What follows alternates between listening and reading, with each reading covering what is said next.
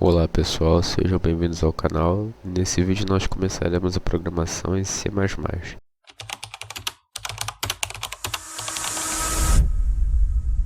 Bom, C++ é uma linguagem de programação de propósito geral que se destaca por sua eficiência, desempenho e versatilidade. Criada como uma extensão da linguagem C, o C++ incorpora elementos da programação procedural e orientada a objetos, que nós veremos em vídeos mais para frente.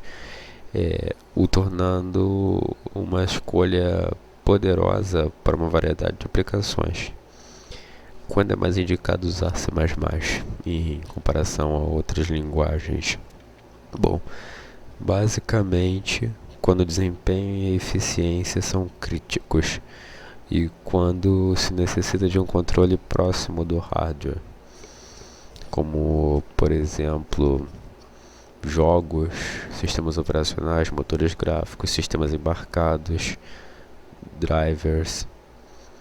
Então, aplicações gráficas e visuais também, porque essas necessitam de uma alta eficiência e um desempenho muito alto, né? Então, quando não é comum usar C++, desenvolvimento web, onde você pode usar outras linguagens como JavaScript ou Python, e programas mais simples, em que não faria muita diferença qual linguagem você usar, né? Mas apesar de desenvolvimento web não ser comum usar C++, é comum usar para o desenvolvimento de sistemas de grande escala, servidores e infraestrutura de software robusta. Então, por mais que o site não seja em C++, o servidor pode ser todo programado em C++.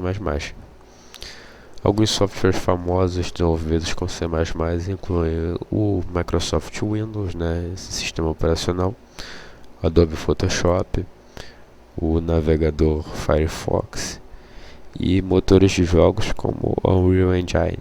São desenvolvidos em C++ devido à eficiência e a capacidade de otimizar os processos, né? Então, vamos à programação agora.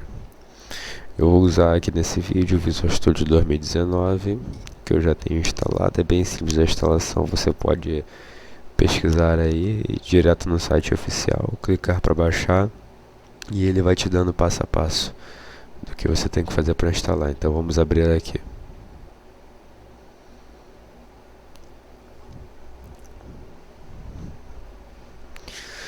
Vamos clicar aqui em criar um projeto.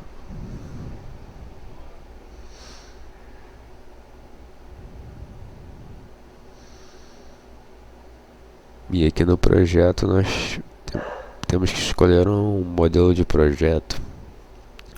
No caso aqui nós vamos escolher um aplicativo de console. O que é um aplicativo de console? No C++ é um programa que ele vai rodar no prompt de comando, né? Aquela tela preta só com textos, sem botões, sem elementos de uma interface gráfica.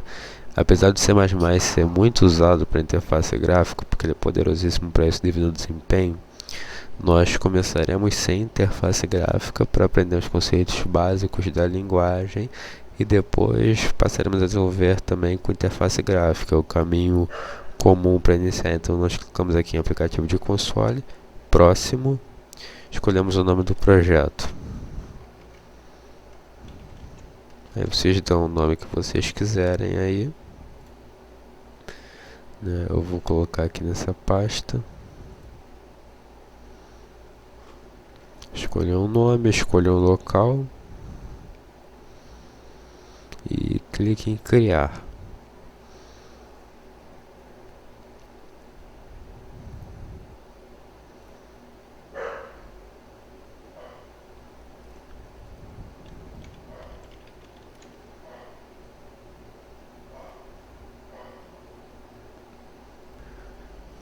Bom, assim que ele cria o projeto, ele já abre aqui nesse arquivo, que vai ser o arquivo principal do projeto, e já nos fornece um código de exemplo aqui e um monte de comentários. Comentários são partes do código que não fazem, bom, partes que estão textos que estão escritos dentro do arquivo do seu código, mas que não fazem parte do programa, não serão compilados, né? Não vão interferir. Então, como fazer um comentário em C++? Você usa duas barras e escreve alguma coisa. Esse é um comentário de uma linha só. E um comentário de várias linhas, você bota uma barra, um asterisco e fecha com um asterisco uma barra. Aí você pode escrever aqui pulando linha. É interessante usar comentários às vezes para... Vou excluir esse código de exemplo. Para você, por exemplo, quando você não consegue dar um nome muito grande para uma variável e você quer lembrar para que ela serve, ou então a parte do seu código que é muito complexa e você quer escrever como funcionou para você não correr o risco de depois for usar e não saber, né? Então, vamos lá. Include IOString. Essa primeira linha, ela inclui a biblioteca IOString, que é a IOString, né? Input e Output String. É essencial para operações de entrada e saída em C++. Então ela fornece funções básicas para ler dados no teclado e exibir dados na tela. Ou seja, qualquer programa de console a gente vai ter que incluir ela, basicamente. Agora, mais um. E tem sempre que ficar aqui em cima esse comando, include. Quando você ver um include é para incluir uma biblioteca. Então agora, using namespace std. Aqui nós estamos incluindo o namespace padrão std, que inclui funcionalidades básicas, né? Então algumas funções que nós usaremos aqui, inclusive dessa biblioteca aqui, as funções mais básicas, elas estão dentro desse namespace. Então, olha, eu vou mostrar um exemplo aqui sem usar o namespace. Vamos colocar aqui então a nossa função principal, int main. Opa, escrevi errado. E aqui um return 0. Bom, aqui é o ponto de entrada para todos os programas C++. O programa começa a execução a partir dessa função. Aqui que vai acontecer tudo.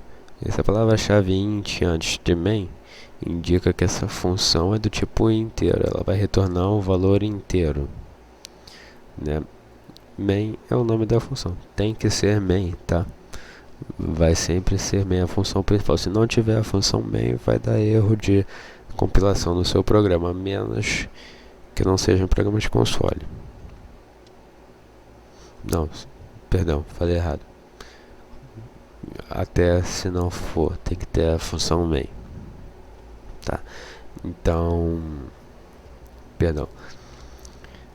E essa instrução return 0 é porque ela tem que retornar o valor inteiro, né? Então a gente vai usar return 0, retornar o número 0 para indicar que o programa foi executado com sucesso e termina com código de saída 0. Em sistemas operacionais, um código de saída 0 geralmente indica que o programa foi executado sem erros. Então, por padrão, nós vamos utilizar isso aqui. Agora, vamos exibir algo na tela.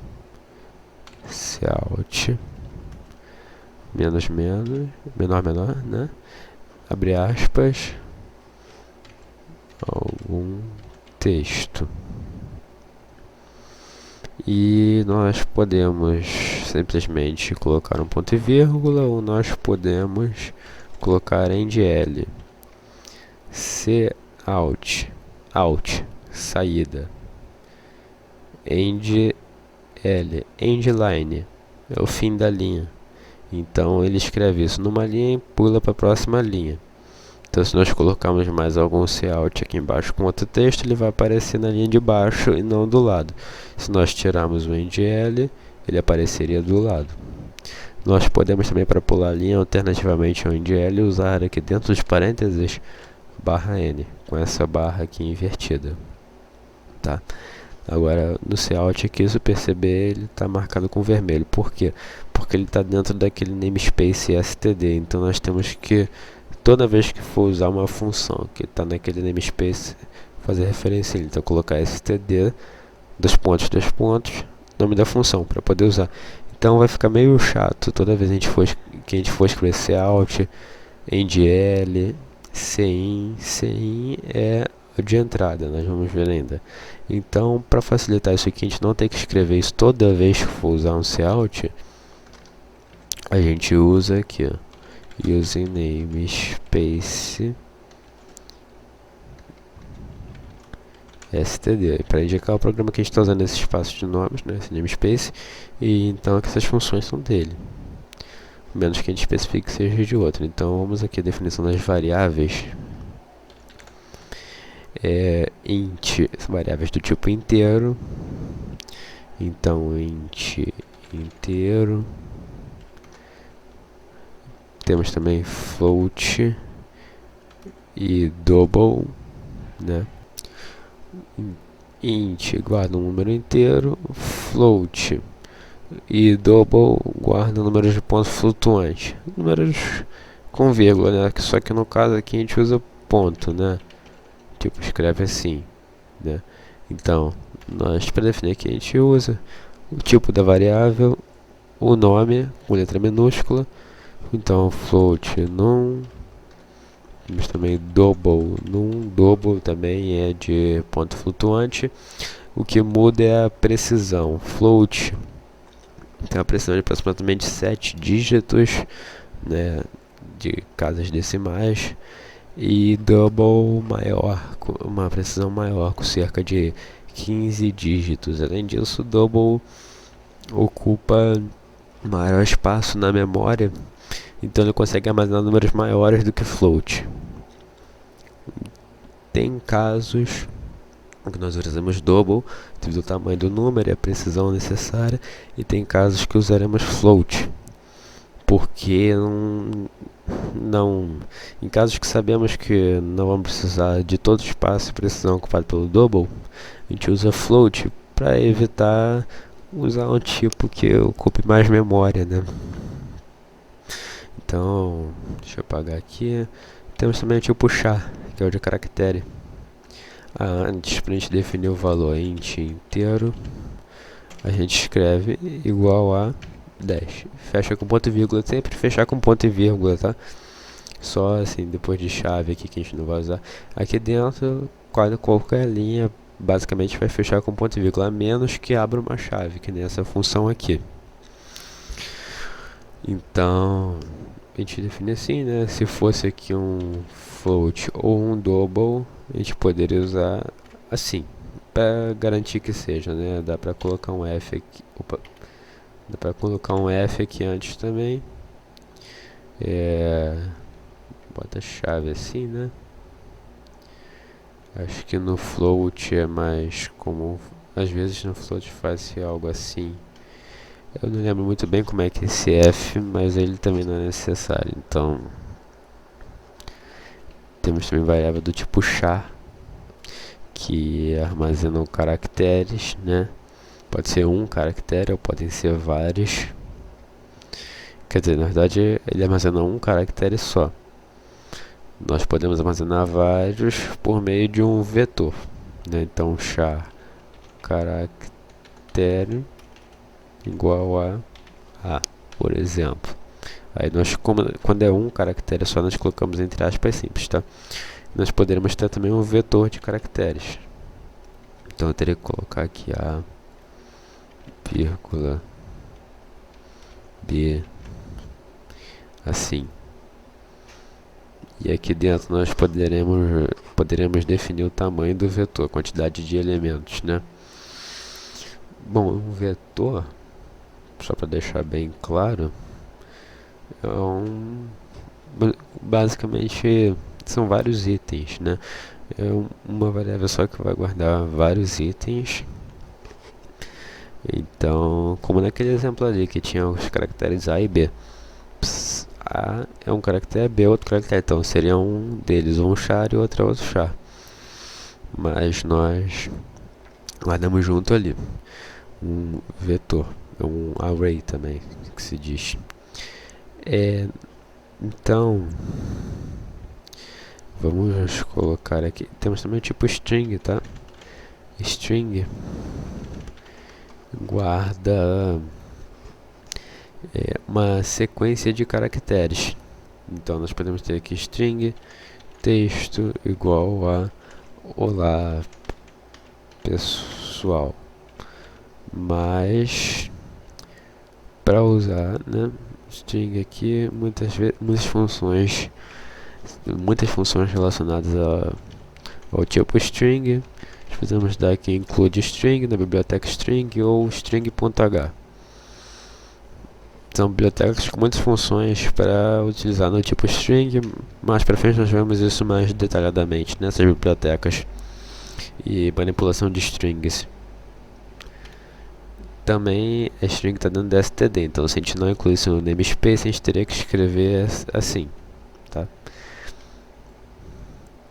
Então vamos lá definir uma variável do tipo inteiro, int num, um número. E aqui a gente vai escrever digite um número sem, perceba que não tem barra n nem de l, então vai continuar na mesma linha, o usuário vai digitar do lado disso, por isso que eu dei esse espaço aqui. Então sem num, copiar isso aqui e colar, mudar aqui, digite mais um número, sem num 2, vou colocar aqui no 1, no 1 e no 2.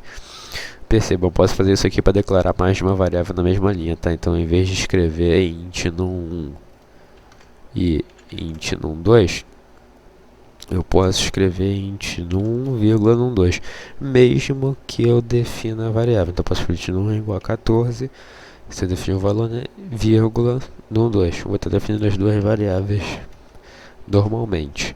Aqui nós não inicializamos a variável com nenhum valor. O usuário vai digitar pra gente. A gente pode devolver aqui pra ele num1 mais num2 igual.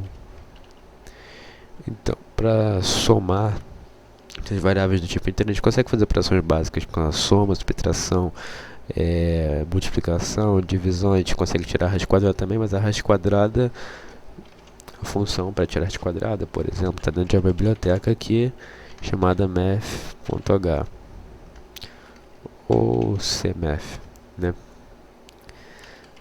Nesse vídeo nós não vamos usar ainda.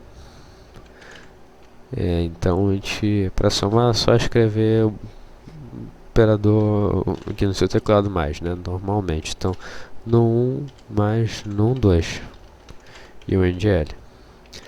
Então, toda vez que a gente for adicionar alguma coisa no cout, a gente usa esses dois sinais de menor aqui, né? Então, adicionei num1, depois adicionei esse texto com espaço aqui, depois adicionei num 2, depois esse texto, depois isso aqui, depois o fim de linha, né? Então, se o num 1 for 10 e num 2 for 5, ele vai exibir assim: 10, espaço mais espaço 5, espaço igual espaço 15. E vai pular para a próxima linha.